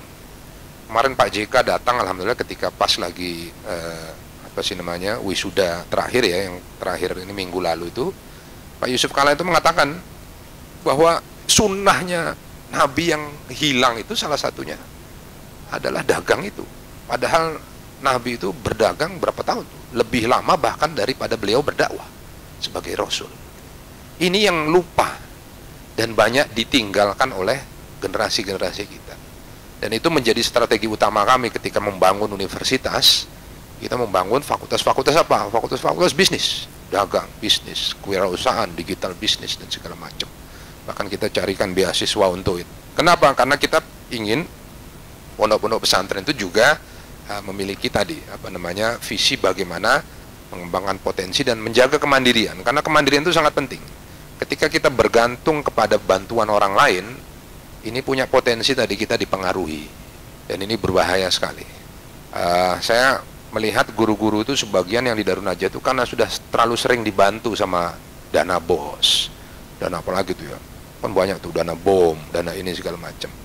Iya, bantuan operasional madrasah ya, iya, BOM, iya kan, iya. Itu taatnya mereka sama mereka jadinya, sama pemerintah. Mau kita cut itu mereka teriak itu. Jadi lebih taat dari mereka dibandingkan kepada kita. Itu kalau kita tidak jaga dari sekarang gitu. Maka kita perlu menjaga idealisme itu sehingga ini kita tidak bergantung kepada tadi bantuan-bantuan. Kalau disebut dengan dari rujukannya dari Ustadz Sultan ini, ya ini social enterprise model ya gitu. Jadi kita Darun Najah itu bisa dikatakan sebagai social enterprise wakaf fund model. Jadi kita memiliki aktivitas enterprise. Yang disebut dengan social enterprise itu adalah apa sebenarnya? Ada tadi lembaga sosial yang menjalankan prinsip-prinsip entrepreneurship. Jadi kita tujuannya itu sosial, tapi prinsip manajerial, prinsip bisnis, prinsip ini. Kalau ditanya Darunaja untung apa enggak? Untung banyak. Untung banyak, Pak. Kita ini mungkin 30% untungnya. Kiai Sofan tuh penting, pinter orangnya. Dia punya prinsip yang begini. Ini namanya prinsip profit first. Jadi kemarin Pak Happy Trenggono itu ketika dia mengadakan pelatihan finansial literasi itu, dia agak kaget ketika melihat Darunaja ternyata sudah menjalankan. Tapi kita nggak ngerti ternyata teorinya itu gitu loh. Oh, ada teorinya, ada namanya toh ternyata yang kita lakukan itu. Kiai Sofan tuh sampai tepok jidat. Oh, ini teorinya. Tapi itu kita menjalankannya secara instingtif saja. Apa yang dilakukan? Ini profit first. Jadi kalau bisnis itu biasanya modelnya yang dijalankan begini, Pak. Secara tradisional bisnis itu dia keuntungan itu adalah sales dikurangi dengan expense cost. Jadi penjualan dikurangi biaya, maka jadilah keuntungan. Kalau ini dibalik. Kalau profit first, enggak. Sales dikurangi profit, barulah jadi cost. Artinya apa? Profitnya dulu diambil. Profitnya dulu diukur. Patok 30% kalau Darunaja nggak nanggung-nanggung. Yes. Udah terapkan? Iya. Namanya teorinya profit first. Dan ini teorinya orang kaya. Pak Happy Trenggono itu kuncinya di situ. Pak Happy Trenggono itu saya tanya, apa Pak? Kalau kita begini, profit first, potong dulu. Nih, keuntungannya begini. Jadi jangan nunggu expenses-nya berapa, keluar anggaran dari bawah, baru sisanya itu keuntungan. Enggak. Cari dulu keuntungannya, kunci. Sisanya baru ente pakai, bagaimana? Pak Happy Trenggono itu punya sekolah di Pekalongan. Dia beli di situ. Ketika dibeli itu seumur pendiriannya sampai ketika dia beli itu nggak pernah untung, rugi terus. Ketika dia beli 2 tahun untung terus sampai sekarang. Kenapa? Karena dia pakai profit. Nih, saya ambil untungnya, sisanya kamu pakai. Kalau bahasa orang Arab sebenarnya kita ya, qaliluhu yantahi, kasiruhu yakfi gitu. Iya gitu ya, apa? Kasiruhu yantahi, qaliluhu yakfi, apa gimana itu gitu. Nah, gitu. Banyak habis ya sedikit juga cukup sebenarnya begitu. Ini profit first sebenarnya begitu. Dan ini dijalankan di Darunaja sejak bertahun-tahun lalu ketika Kiai Sofan, sebelum saya bahkan. Kiai Sofan itu kan semenjak tahun 95 lah beliau itu. Ketika kita lulus Gontor itu, dan ini dia jalankan bagaimana menjalankan, dan ini menjadi salah satu kunci Darunaja itu terus berkembang. Kita tuh selalu saja beli tanah, tadi dikatakan Kiai Anang, beli tanah, bangun sana, beli tanah, ada wakaf di sana kita bangun lagi, kita terima dan segala macam. Sampai sekarang kita universitas aja itu tuh tadi pakai profit first. Dan pokoknya cabang-cabang kumpulkan duitnya. Kamu sekian, setor ke Darunaja universitas. Darunaja Muhammadiyah begitu ya. Muhammadiyah seperti itu juga. Jadi memang menjalankan pola-pola yang harus dijalankan. Nah, ini beberapa apa sih namanya? Nah, ini pola juga yang kita lakukan di Darunaja itu untuk tadi menjaga agar kemandirian itu tidak hilang, tapi sekaligus menjaga keseimbangan bagaimana apa sih namanya? Ada apa ya namanya tadi? Ada proses bagaimana berkembang itu bisa terus dijaga. Karena kadang-kadang kalau kita hanya terjebak kepada kalau kita tidak punya kategorisasi seperti itu, akhirnya kita bingung. Ada unit-unit usaha itu yang sifatnya memang bukan non-profit ya. Sifatnya bagaimana menjadi wadah untuk latihan misalnya santri kan begitu. Itu kayak begitu-begitu jangan terlalu dikejar itu untuk profit. Kadang-kadang rugi kadang-kadang itu. Tapi ada benar-benar yang profit, dan ini harus mulai dibedakan, dan ini mulai kita bedakan di Darunaja itu bagaimana dua spektrum itu bisa terus bergerak bersama. Nah itu, oke. Lalu prakteknya di Darunaja ini kita sudah menjalankan tentu saja apa yang disebut, kalau kita sebenarnya nggak tahu teori-teori ini sampai Kiai Anang dan kawan-kawan ini sudah menjelaskan lebih detail lagi. Ternyata yang kita jalankan itu namanya wakaf uang. Ada wakaf melalui uang dan segala macam. Ini kita juga baru belajar justru sebenarnya. Tapi kita sudah menjalankannya sejak lama. Hanya kita nggak tahu teori-teorinya itu apa gitu bahasanya gitu. Wakaf uang dan segala macam itu sudah kita jalankan. Apa bedanya melalui wakaf melalui uang itu? Dan ini beda-bedanya ya. Kayak misalnya wakaf uang ini baru saya tahu kalau itu diinvestasikan dan diproduksikan. Jadi kayak misalnya sektor real, usaha-usaha yang dibangun di Darun Najah itu kebanyakan adalah bentuknya wakaf uang. Jadi unit-unit usaha yang dibangun itu sebenarnya dari wakaf uang yang diproduktifkan, dijadikan ada sektor real, ada sektor keuangan, ada dismat, ada segala macam. Ada juga yang menjadi dikonversi menjadi aset wakaf seperti tanah, perkembangannya, tanah bagaimana berkembang lagi, ada lagi bangunan, ruko-ruko dan segala macam. Itu yang kita jalankan di Darun Najah itu. Ada juga yang dikelola secara mandiri oleh kita, kebanyakan dikelola secara mandiri. Tapi beberapa tahun terakhir ini kita mengelola bersama dengan pihak profesional.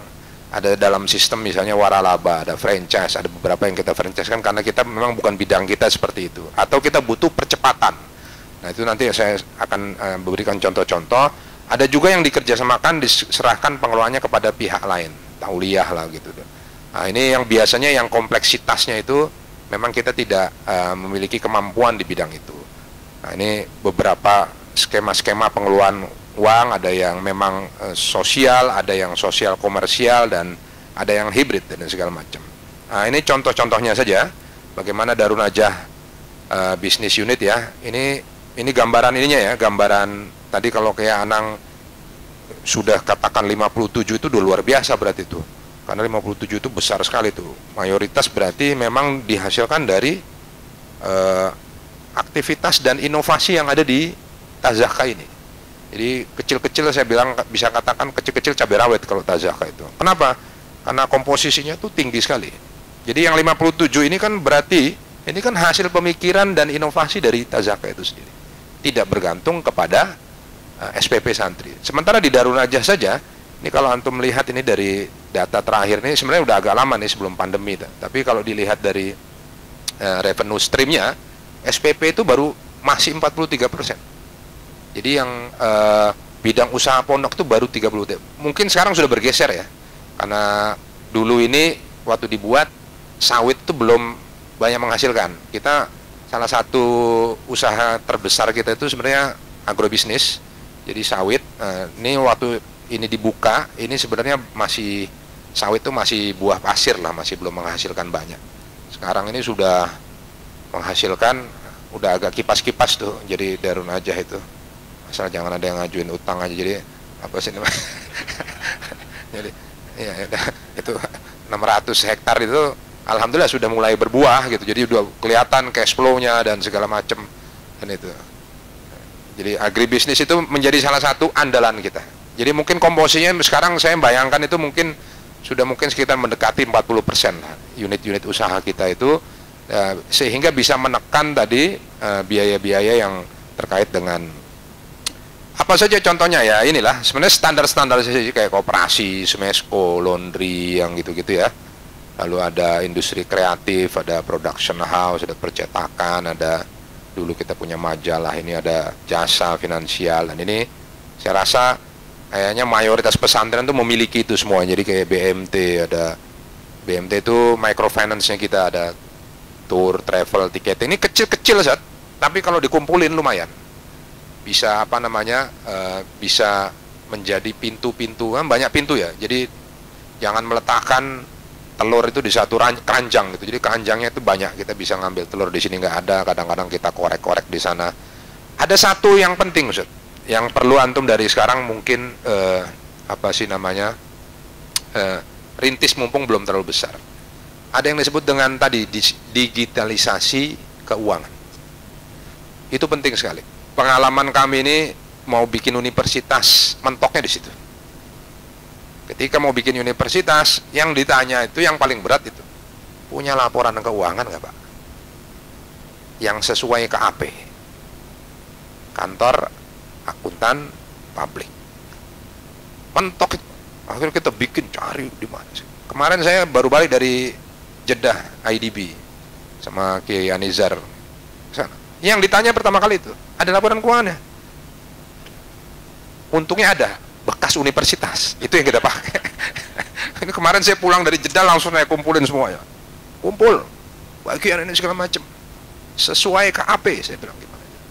Dan KAP itu, kantor akuntan publik, tidak akan bisa membuat kalau laporan keuangan yang di bawah itu tidak disupport, tidak dibuat, tidak rapi, dan tidak segala macam. Maka mumpung dari kecil ini kalau mau naik kelas, kita dari sekarang itu harus sudah membuat laporan keuangan dari bawah itu bagaimana rapi dan ada runtutannya ya. Laporan keuangan di bawah mungkin manual, tapi ketika dimasuk ke atas, masuk ke foundation itu kan harus sudah digital. Kenapa itu penting? Ini dalam dunia bisnis itu, keuangan itu meskipun di dunia sosial seperti kita, itu urat nadi, darah. Antum kalau masuk ke rumah sakit atau gue ya, yang diperiksa pertama kali apa? Tensi darah. Jadi tensi itu sebenarnya ya seperti mengecek lembaga itu sehat apa tidak. Iya benar, itu kan keluar masuk ya Pak, darah ya. Keluar jantung, masuk, sama seperti laporan cash flow. Cash flow itu kan sebenarnya itu saja. Dia ngelihat berapa banyak uang yang masuk ke barang. Dari situ dia bisa melihat ini sehat atau tidak, ini layak bikin universitas atau tidak, ini layak mendapatkan proyek dari IDB atau tidak. Jadi kalau kita mau naik kelas kita dari sekarang ini, dan ini sangat terkait dengan tadi ya, dengan mungkin Lazis juga begitu ya. Kalau mau dapat izin Lazis juga itu diminta juga laporan keuangan ya. Dan itu harus sesuai dengan kantor akuntansi publik tadi, akuntan publik. Ini beberapa contoh saja kita punya apa sih namanya ya, sesuai standar lah. Kita banyak meniru dari Gontor, dari Tazaka, dari pondok-pondok pesantren, ada food, beverage, ada coffee shop juga. Kalau di Darun Najah kan Jakarta cocok lah kita bikin coffee shop yang agak bagus, kita mau buat yang, dan ini terus berkembang. Tapi lagi-lagi tadi salah satu hambatan kita itu adalah SDM yang paling berat. Karena kenapa? Karena kita memang butuh SDM yang tidak hanya mentalitasnya tapi juga paham bisnis, paham bagaimana pengelolaan keuangan dan segala macam itu. Jadi ini ada beberapa seperti yang tadi akhirnya kita kerjasamakan karena kita tidak punya kemampuannya dan butuh percepatan. Ini kita punya DigiKids ya, ada apa namanya kursus digital, jadi ada dari coding, metaverse, game development, robotik dan segala macam. Ini kita kembangkan karena ini kita butuh percepatan, dan ini dari bawah kita dorong, dari atas juga kita dorong dengan universitasnya, karena memang tadi sains, teknologi, bisnis itu menjadi salah satu kunci kita untuk bisa berkembang terus lah gitu. Nah, ini standar lah kayak ayam-ayam yang begitu ya. Kita punya ada grosir juga, toko grosir. Ini yang tadi wakaf. Nah ini kita punya perkebunan sawit, ini sengon, ada jati, ada kelapa, macam-macam. Jadi kita uang itu bagaimana keeping money in, stopping money out. Uang itu dibawa ke dalam, kalau sudah di dalam jangan sampai keluar lagi gitu. Itu kan prinsip social enterprise tuh gitu. Yang dilakukan Gontor dengan ekonomi internalnya protektif itu ya. Itu kan gitu. Keeping money in, stopping money out. Ketika uang sudah ada di dalam dan berputar di dalam, itu lembaga institusi akan terus berkembang besar gitu. Jadi ini prinsip yang sama kita jalankan di Darun Najah ya. Jadi sawit, sengon, apa aja, peternakan apa aja yang bisa gitu. Kita punya keuntungan di Darun Najah itu karena kita dekat dengan pusat kekuasaan ya, pusat ekonomi. Jadi kita bisa sharing lebih sering dengan mereka-mereka, dan transformasi keilmuan itu bisa lebih cepat, dan ini membantu, sangat membantu. Oke, nah ini future prospect dan inovasi yang ada di Darun Najah. Kita juga mohon doanya nih, kemarin sudah Lazis Waf Darun Najah nih, kita baru belajar justru, karena tradisinya Gontor, tradisinya Darun Najah ini kita nggak menjalankan itu. Kita jarang menjalankan apa yang disebut dengan Lazis Waf, kita tidak melembagakannya lah. Tapi Darun Najah itu termasuk yang apa ya namanya ya, yang harus cepat beradaptasi, karena kita kalau di kota itu nggak mengadaptasikan diri sesuai dengan keinginan masyarakat agak lambat. Maka kita banyak belajar juga dengan justru dari Kiai Anang, dari Tazaka. Jadi kita membuat Inlazi Swaf kemarin sih sudah ini ya, sudah verifikasi apa sih dari Basnas ya, ini tinggal kelanjutannya bisa dipercepat. Minta diketok juga nih Ustaz Sultan nih dari Kiai Anang dan kawan-kawan. Iya Nizar ya. Ada juga ya ini kayak ini ya Apif ya. Ini Apif nih kemarin dari Kiai Anang juga. Jadi kita bisa masuk ke Auqaf Property Investment Funding di IDB di Jeddah ini. Jadi sudah masuk kemarin proposal kita dan mereka kayaknya tertarik Kiai Anang. Mohon doanya tuh. Jadi kita akan buat ya ini tadi wakaf produktif tapi dalam skema yang lebih kompleks memang. Ini tantangan baru termasuk untuk kami Darun Najah. Jadi kami juga banyak belajar, harus banyak bertanya dan segala macam. Nah, ini nilainya kalau jadi sih lumayan ini. Bisa 20 juta dolaran lah gitu artinya untuk bagaimana kita berkembang, dan itu mereka sangat tertarik. Jadi dunia itu melihat Indonesia itu sebenarnya luar biasa karena kita ini salah satu bangsa dengan indeks giving tertinggi di dunia. Kita ini nomor 1 6 tahun berturut-turut, Pak. Jadi indeks giving dunia itu juaranya nomor 1 itu Indonesia, dan itu 6 tahun nggak ada yang ngalahin sampai sekarang. Jadi rekor bagaimana masyarakat itu tingkat untuk memberinya, dan itu termasuk dipengaruhi salah satunya oleh Islam dengan sedekahnya, dengan infaknya, dengan zakatnya, dengan wakafnya. Orang Indonesia itu susahnya kayak apa, dipajakin kayak apa, tetap aja memberi dia gitu. Sedekahnya tetap banyak gitu loh. Meskipun bagaimana coba kelas menengah kita ini kan sedang turun-turunnya nih. Kalau di data lagi nyungsep ini, hilang 9 juta kelas menengah, padahal itu pondasi untuk Indonesia emas kita gitu. Justru turun. Kenapa? Karena dipalakin dari atas bawah, kanan kiri nggak dikasih bantuan, habis. Dan ini mungkin yang menjadi tantangan kita gitu. Salah satunya ya bagaimana kita mengembangkan ekonomi kita itu sehingga kita bisa mendapatkan kesempatan untuk yang bagaimana terus berkembang lah. Saya rasa itu. Nah ini yang challenges yang paling tinggi itu tadi human resource ya. Jadi kita ini perlu tadi mengembalikan kejayaan Islam dengan cara melahirkan minimal tadi kader-kader santri-santri yang generasi kalau yang disebut dengan Gus Jigang gitu ya. Bagus ngajinya, pandai mengaji, pandai berdagang gitu.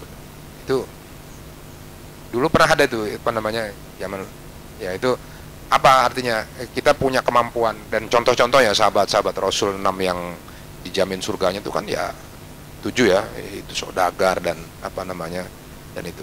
Nah ini makanya kita buat tadi bottom up, dari bawah kita bangun, dari atas juga kita siapkan universitasnya, kita siapkan prodi-prodinya, ada prodi kewirausahaan, ada bisnis digital, ada ini segala macam, dalam rangka tadi mempersiapkan bagaimana titik lemahnya pesantren-pesantren ini mudah-mudahan bisa kita support dengan cepat gitu. Jadi minimal kita punya kader-kader, dan ini ada beasiswa juga nih kemarin dari Kospin Jasa nih, beasiswa full S1 prodi kewirausahaan gitu ya.